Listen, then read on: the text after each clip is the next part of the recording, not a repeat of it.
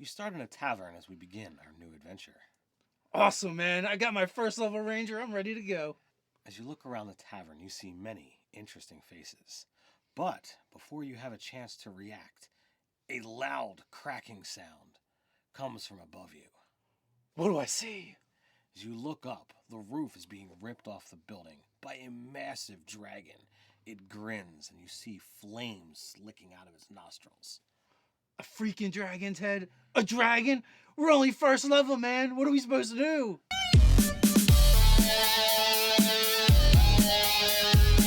Welcome to Nerdarchy, for nerds by nerds. I'm Nerdarchist Dave, and today I'm hanging out with this nerd. Nerdarchy Ted. And today we're talking about, using Tiamat at first level. Do you want practical D&D advice you can drop right in your game? If the answer is yes, then don't forget to hit that subscribe button and attune to that notification bell. So we're talking about the Dungeons and Dragons cartoon, and we're going to break it down how you might use this as the building blocks of an adventure in your game. So while there might be some review elements in here, this is more about how we can extrapolate D&D content from the Dungeons and Dragons cartoon. Yeah, we went and watched it a bunch of times, and now we're going to dissect it and see what we come up with.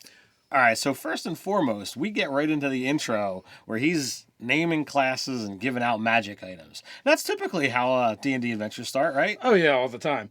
Well, I mean, the funny thing about that is the way the series starts is it's almost starting in the center of the campaign.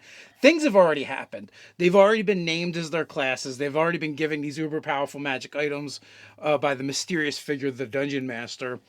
And not only that, they know who this person is when he's introduced in the very first episode. So it's not like this is the beginning. They're starting someplace in the middle, and we already know there's an overarching campaign going on, and the campaign quest has already been given, and the players are working towards that quest. And that's, to get home. Absolutely, to get home.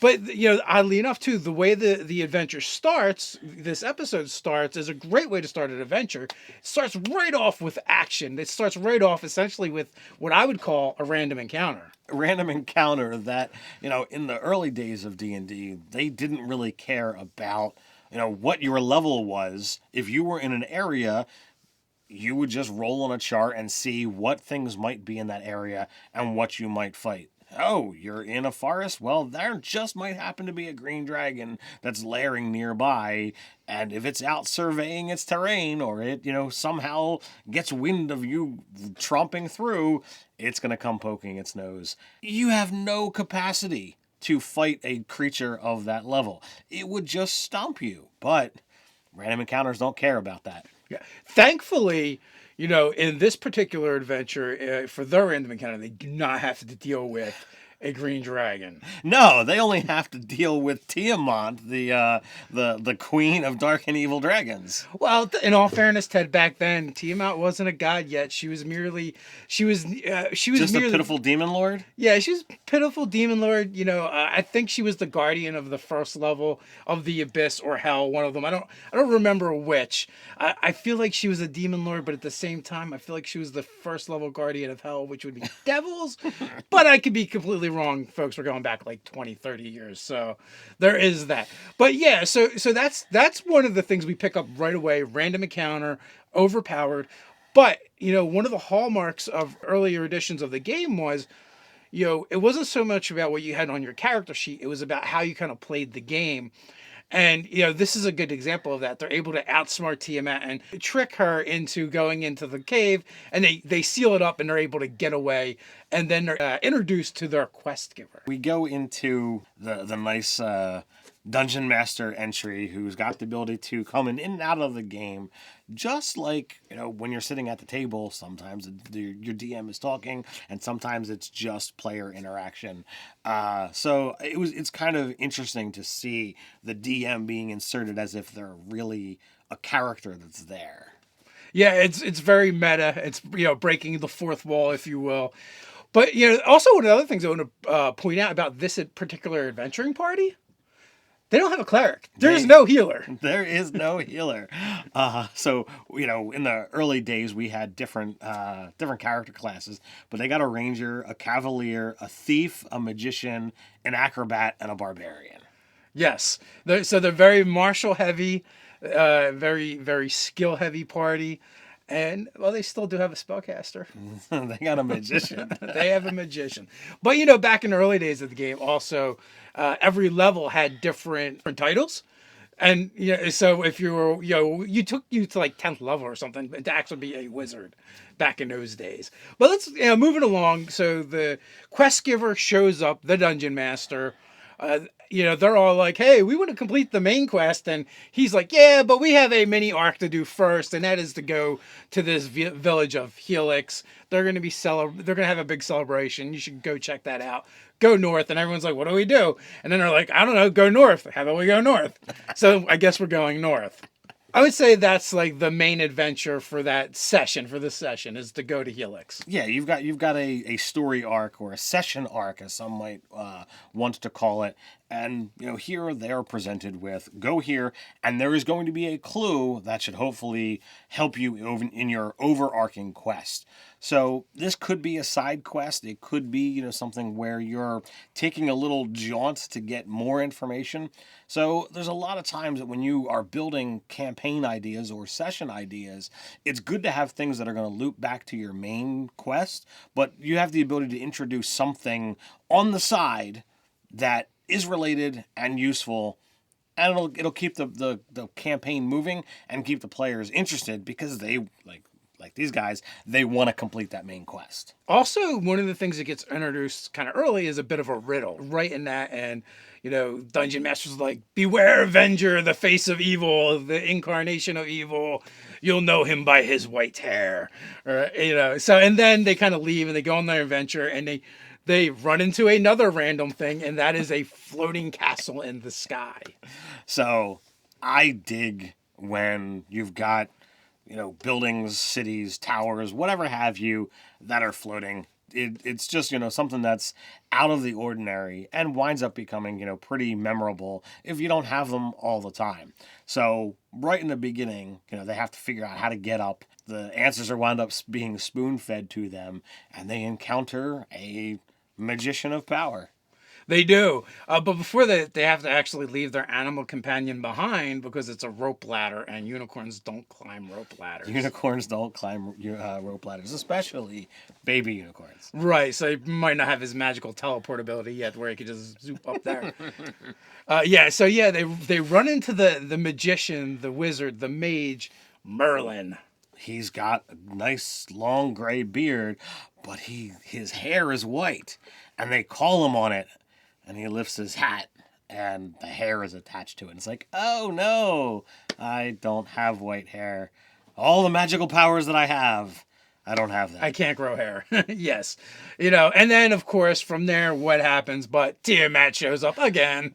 And, the mighty demon lord is, wound up getting, tricked.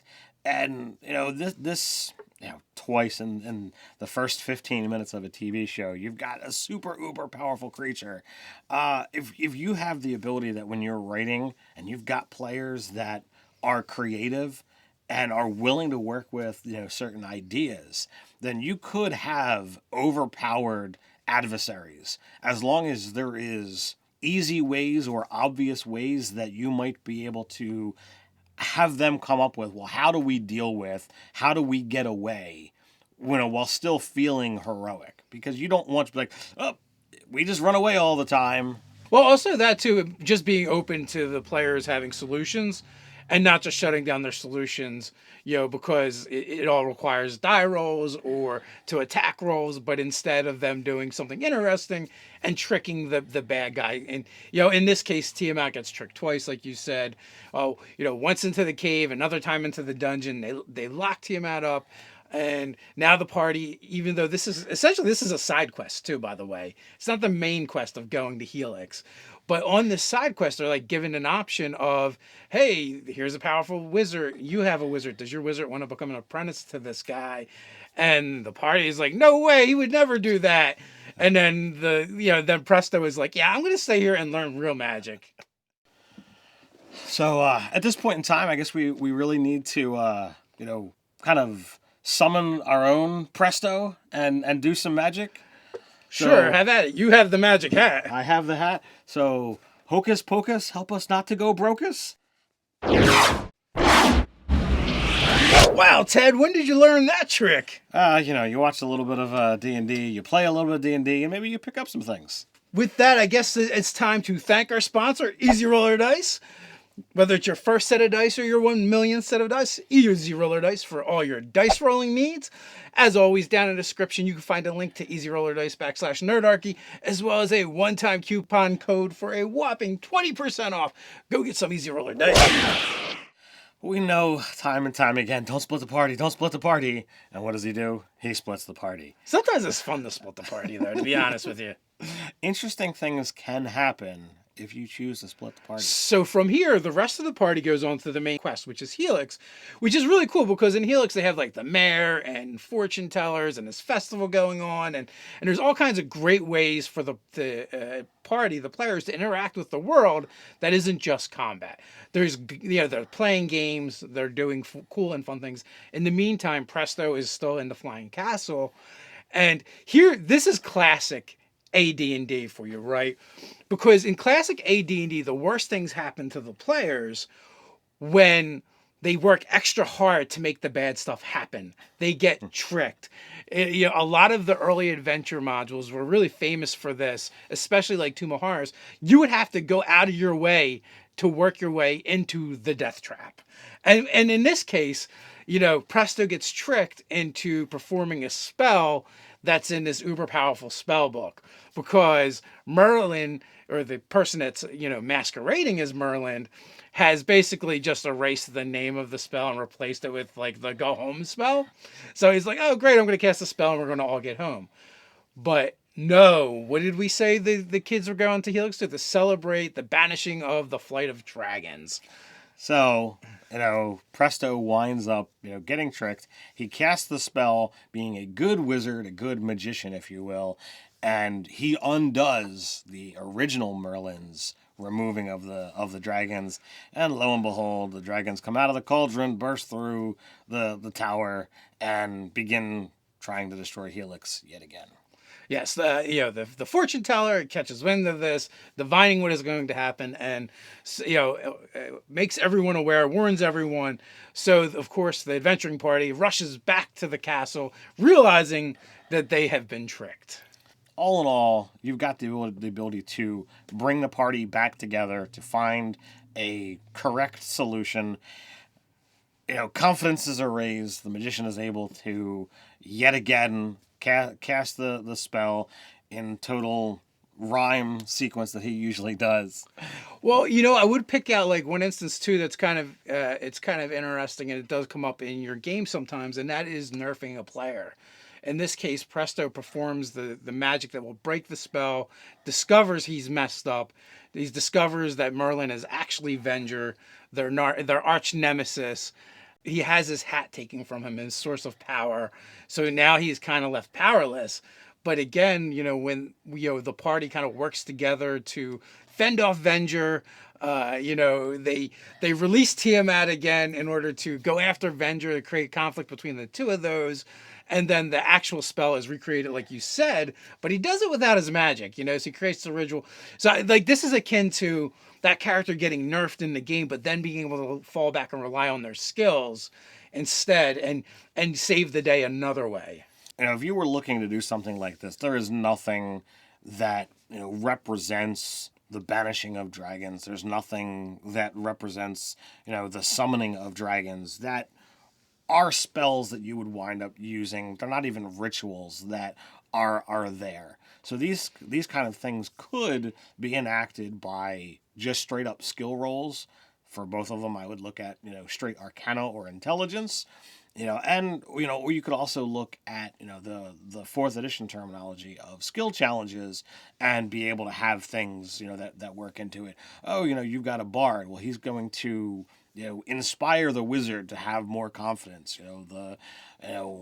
the ranger is going to happen to make a nature check to know more about the particular dragons. You can go in a lot of different varieties to have these similar effects happen, even though there's nothing mechanically to have these type of effects in your world.